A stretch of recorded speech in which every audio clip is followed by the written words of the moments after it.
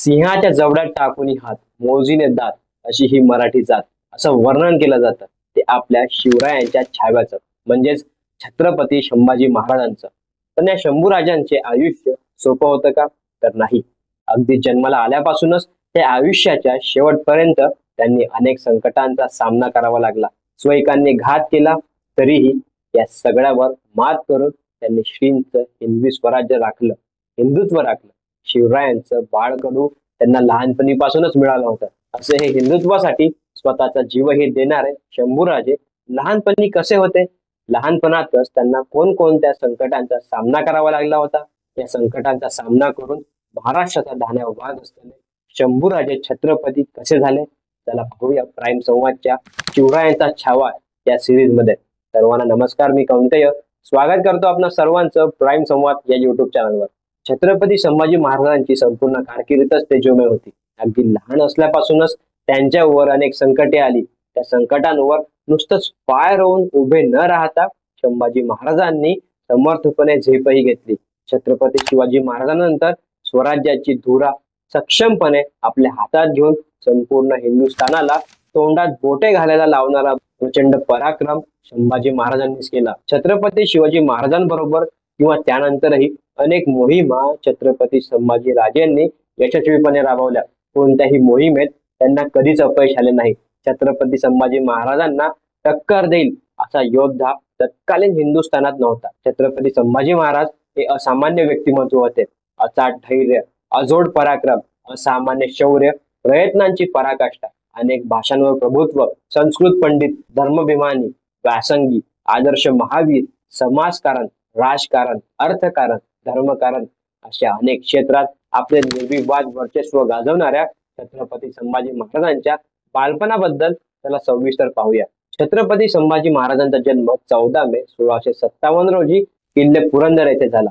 युग पुरुष छत्रपती शिवाजी महाराजांना पुत्ररत्न झाले. शिवाजी महाराजांचे संभाजी राजांवर अपार प्रेम होते. नशिबाचे दशावतार संभाजी महाराजांनी अगदी लहानपणीपासूनच भोगले. संभाजी राजे 2 वर्षाचे असताना सईबाईचे अकाली निधन झाले. त्यानंतर त्यांचा सांभाळ राजमाता जिजाऊंनी केला.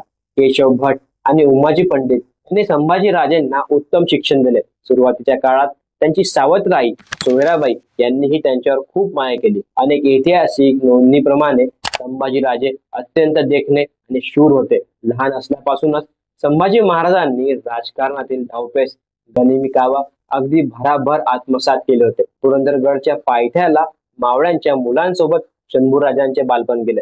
छत्रपती शिवाजी महाराजांच्या पराक्रमाच्या गाथा व शौर्याने छत्रपती संभाजी राजांची राजकारण, साहित्य, समाजकारण याविषयीची दृष्टी अधिक दृढ होत गेली. बघता बघता शंभूराजे 8.5 वर्षाचे झाले आणि त्याच वेळी महाराष्ट्रावर मिर्झाराजे जयसिंगाचं आगमन झालं.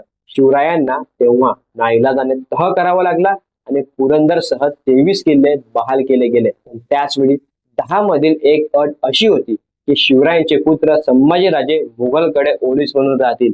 हे ऐकून शिवाजी महाराजांना राग आला. पण 10 मधील अटी डावलणे रयतेच्या हितासाठी घातक होते आणि वयाच्या 8.5व्या वर्षी संभाजीराजे मोगलांकडे ओलीस म्हणून राहिले. तेव्हा संभाजीराजांना राजकारण समजू लागले. त्याचसोबत औरंगजेबाच्या वाढदिवसासाठी पिता पुत्रास मनसबदार म्हणून आग्रा येथे हजर राहण्याची अट सुद्धा 10 मध्ये घातली गेली होती. म्हणूनच छत्रपती शिवाजी महाराज आग्रा मोहिमेवर गेले असताना त्यांनी संभाजीराजेंनाही सोबत घेतले होते. त्यावेळी छत्रपती संभाजीराजे अवघ्या 9 वर्षाचे होते. छत्रपती शिवाजी महाराजांच्या अनेक गोष्टी त्यांनी जवळून पाहिल्या होत्या. शिवराय व संभाजीराजे काही मावळ्यांसमोर औरंगजेबाच्या महालात उपस्थित झाले. पण याच वेळी औरंगजेबाने एक अपमान म्हणून शिवाजी राजांना मागच्या रांगेत उभे केले. महाराष्ट्राचा स्वाभिमानी राजा उफाळला. भर दरबारात शिवाजी राजांनी औरंगजेबाला फटकारला. असा अपमान शहेनशाह हिंदुस्थान गाझी औरंगजेबाचा कोणी केला नव्हता. तो सह्याद्रीच्या नरसिंहाने केला आणि राजे इथून तडक निघाले. त्यामुळे हा अपमान सहन न होऊन शिवाजी महाराजांना ठार मारण्याचा औरंगजेबाने कट रचला होता. त्याने शिवरायांना आणि संभाजी राजांसोबत समवेत घेतलेल्या मावळ्यांना बंदिस्त केले. पण त्या अटकेतून बाहेर निघण्याची योजना अंमलात आणणे गरजेचे होते. पण त्याच वेळी आग्र्याच्या महालातून अगदी काळजीपूर्वक बाहेर निघताना संभाजी महाराजांना आणि शिवरायांना वेगळ्या वाटेने बाहेर निघणे महत्वाचे होते. हीच योजना अंमलात आणताना शिवाजी महाराज आग्र्याहून सुटल्यानंतर त्यांनी संभाजी महाराजांना मथुरेत ठेवले होते. संभाजी राजेंना सुरक्षित स्वराज्यात आणण्यासाठी संभाजी राजेंचे निधन झाल्याची अफवा महाराजांनी पसरवून दिली. त्यानंतर 20 नोव्हेंबर 1666 रोजी अगदी सुखरूपपणे ते पुन्हा रायगडास पोहोचले. आग्र्याहून रायगडावर पुन्हा परत येताना संभाजी राजेंनी केलेल्या बुद्ध चातुर्याच्या अनेक कथा प्रसिद्ध आहेत. छत्रपती संभाजी महाराजांनी दिलेल्या काही दानपत्रांवरून त्यांच्या संस्कृत ज्ञानाविषयी माहिती मिळते. संभाजी राजेंनी वयाच्या अवघ्या 14व्या वर्षी बुधभूषण हा ग्रंथ लिहिला. 3 भागातील बुधभूषण या ग्रंथात काव्यालंकार, शास्त्रे, संगीत, पुराणे, धनुर्विद्या यांचा अभ्यास केल्याचा उल्लेख आहे. तसेच राजा आणि त्याचे गुण, राजाचे मदतनीस, राजाचे सल्लागार, राजाची कर्तव्ये, राजसभा, मुख्य प्रधान राजपुत्र, त्यांचे शिक्षण, त्यांची कर्तव्य, कोश, दुर्ग, सैन्य, हेर, नोकरी वगैरेची माहिती दिली आहे.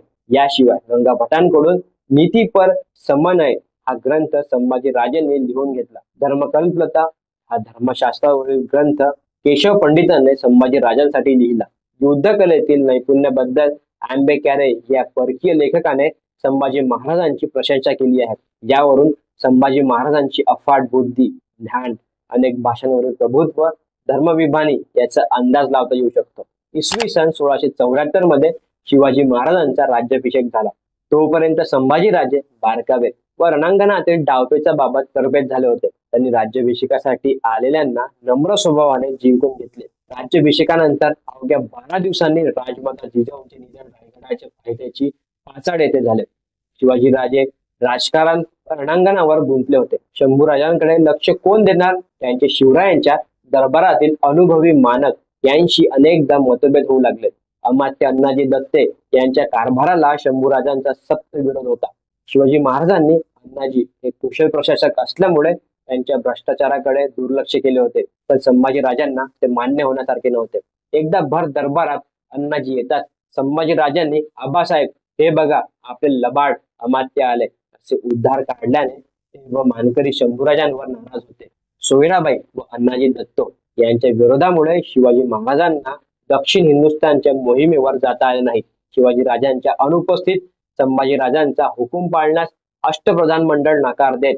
त्यामुळे महाराजांना कोकणातील शृंगारपूरचे सुभेदार म्हणून संभाजी राजांना तिकडे पाठवावे लागले. शृंगारपूरचे सुभेदार म्हणून संभाजी राजांनी दुष्काळग्रस्त प्रजेकडून 1 वर्ष कर वसुली न करायचा निर्णय घेतला. तेव्हा सोयराबाई आणि दरबारातील मानकऱ्यांनी संभाजी राजे हे बेजबाबदार प्रशासक आहेत, राज्याचे वारस म्हणून योग्य नाहीत असा प्रचार सुरू केला. सोयराबाईंची अपेक्षा होती की शिवाजी महाराज राज्याचे वारस म्हणून राजारामांचे नाव जाहीर करतील. संभाजी राजेंनी वयाच्या 14व्या वर्षी गुजरात अंबायत प्रांत लुटला.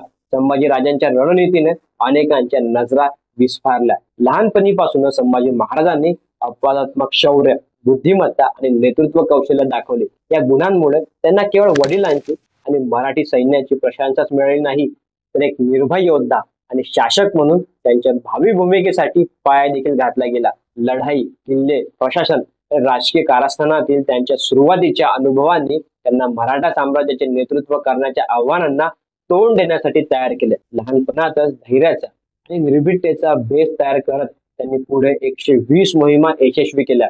लढाऊ प्रशिक्षण असो, मस्करी असो किंवा वास्तविक जीवनातील आव्हाने असो, छत्रपती संभाजी महाराजांनी धोक्याचा सामना करण्यात कोणताही संकोच दाखवला नाही. बालपणातही रणनीती आखण्याची आणि अंमलात आणण्याची त्यांची क्षमता नेतृत्वासाठी त्यांचे नैसर्गिक योग्यता प्रकट करते. छत्रपती संभाजी महाराजांच्या आत्मविश्वास आणि विश्वासाची प्रेरणा देण्याची क्षमता यामुळे ते त्यांच्या समवयस्क आणि सैनिकांमध्ये एक आदरणीय व्यक्ती बनले. त्यांनी अनेकदा परिस्थितींची जबाबदारी घेतली, मग ते संरक्षण कारवायांची असो किंवा नागरिकांचे संरक्षण असो, ते नेहमीच कर्तव्याची जाणीव दाखवत असत. असे होते लहानपणीचे छत्रपती संभाजी महाराज. आता हे छत्रपती कसे झाले? ते छत्रपती होत असताना कोणी काय काय डाव खेळले आणि छत्रपती झाल्यानंतर त्यांची कारकीर्द कशी होती, त्यांच्या मोहीम त्यांनी कशा यशस्वी केल्या, त्यांनी रयतेसाठी कोणकोणत्या उपाययोजना राबवल्या, त्यांची कोणकोणती धोरणं ही दूरदृष्टी ठेवून आखली होती, हे पाहूया शिवरायांचा छावा सिरीज मधील पुढच्या भागात. छत्रपती संभाजी महाराजांच्या बालपणाबद्दल तुम्हाला काय वाटतं आम्हाला कमेंट बॉक्स मध्ये नक्की सांगा. आणि व्हिडिओ आवडल्यास प्राईम संवाद युट्यूब चॅनलला सबस्क्राईब करायला विसरू नका. धन्यवाद.